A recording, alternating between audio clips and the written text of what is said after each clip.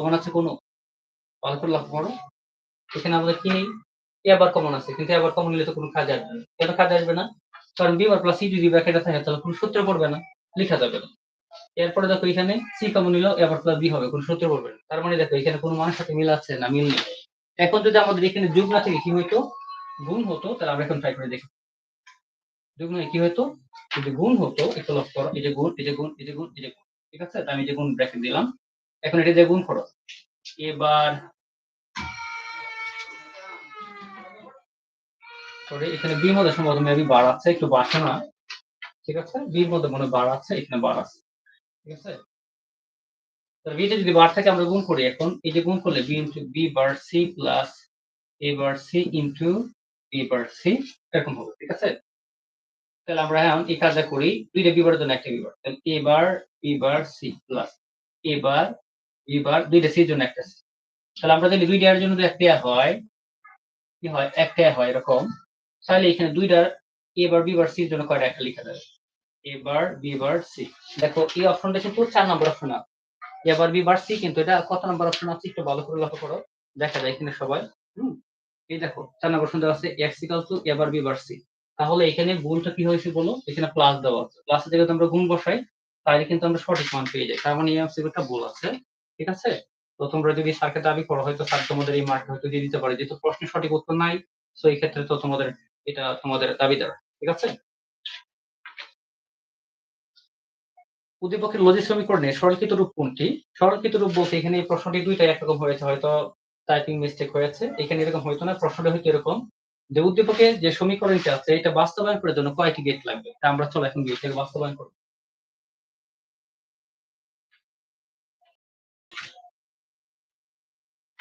যেহেতু আমার যে বাচ্চা ওই বইতে দেখতে হবে, ক্লাস দেওয়া ছিল প্রাজেক্ট, যদি আমরা সঠিকটা দিয়ে করি, দেখো দুইটা দিয়ে আমরা করবো। এখন এটাতে আমরা লজিকে দেব এ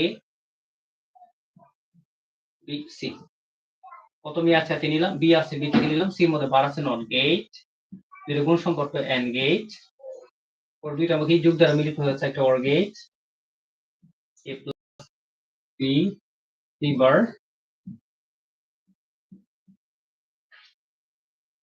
পরে একটা এই যে ফোল্ডার, দেখো আমরা প্রথম অংশটা পেয়ে গেছি। পরে কি আছে? B bar C. এই যে নিলাম, বি থেকে একটা নট গেট, সি থেকে একটা ইনপুট, গুণ সম্পর্ক বি বার সি। এখন কি আছে? গুণ সম্পর্ক। পরে মানটা খালি বসাই দিলে হবে। দেখো যদি যোগ থাকতো তাহলে আমরা এখানে অর্গেন রাখতাম, এটা কোনো সমস্যা না। ঠিক আছে? তুমি চাই দিয়ে এখন কেন, তাহলে আমরা এন গেট দিয়ে রাখলাম, যেহেতু সংশোধন করেছি। একটা গেট, দুইটা গেট, তিনটা গেট, চারটা গেট, পাঁচটা গেট। কয়টা গেট লাগছে আমাদের এখানে তাহলে? মানটা দেখে নিই আবার একটু। গেট হবে কয়টার মধ্যে? দেখো একটা, দুইটা, তিনটা, চারটা, পাঁচটা, ছয়টা। সরি ভুল বলেছি। কি হবে? 1 2 3 4 5 6। টোটাল গেট হবে কয়টি? 6টি। তাহলে এখানে প্রশ্ন হয়তো যে উদ্দীপকের লজিক সমীকরণটি বাস্তবায়নের জন্য কয়টি গেট লাগবে এরকম হবে। তাহলে উত্তর হবে 6টি। তাহলে উত্তর হবে কয় নাম্বার? ক নাম্বার। তো 2 নাম্বার অপশন সঠিক হবে। ঠিক আছে? 25 নম্বরে এমসিকিউ বলছে যে প্লাস প্লাস হলো কন্ট্রা কি লিখছে রে? কনস্ট্যান্ট না অপারেটর না কিওয়ার্ড না অপারেন্ট? দেখো এটা একটা অপারেটর। কেন অপারেটর? আমরা জানি সি প্রোগ্রামে গাণিতিক বা যুক্তিক কাজ করার জন্য যে সকল চিহ্ন ব্যবহার করা হয় ওই সকল চিহ্নকে বলা হয় অপারেটর। তাহলে এই প্লাসটা কি চিহ্ন না চিহ্ন নয়? অবশ্যই প্লাস প্লাস চিহ্ন। তাহলে কি এটা ইনক্রিমেন্ট হিসেবে কাজ করে প্রোগ্রামের এক্সপ্রেশনের ক্ষেত্রে। সো এটা হবে কি একটা অপারেটর। তাহলে 25 হবে 2 নাম্বার অপশন। যদি ক্লাসটি তোমাদের কাছে ভালো লাগে, যদিও তাড়াহুড়োর মধ্যে দিয়ে ক্লাসটি করেছি, নেটের কি অবস্থা আছে সঠিক জানি না, কোনো হাতে পড়ে নিছিল দেখিনি। ঠিক আছে? সবাইকে বলবো যে আজকের ক্লাসটি একটু শেয়ার করে দিও। ঠিক আছে? তাহলে হয়তো আমার কষ্টটা সার্থক হবে। আর তোমাদের যাদের এমসিকিউ সমাধান লাগবে, আমি অবশ্যই কি করব, কমেন্ট বক্সে সমীকরণ সরি এমসিকিউ এর সঠিক উত্তরগুলো আমি কমেন্ট বক্সে দিয়ে দিব। ঠিক আছে? যারা সমস্যা আছে বা যারা এমসিকিউ মিলাতে একটু হিমশিম খাচ্ছ তারা একটু মিলিয়ে নেবে। ঠিক আছে? আজকে এই পর্যন্ত।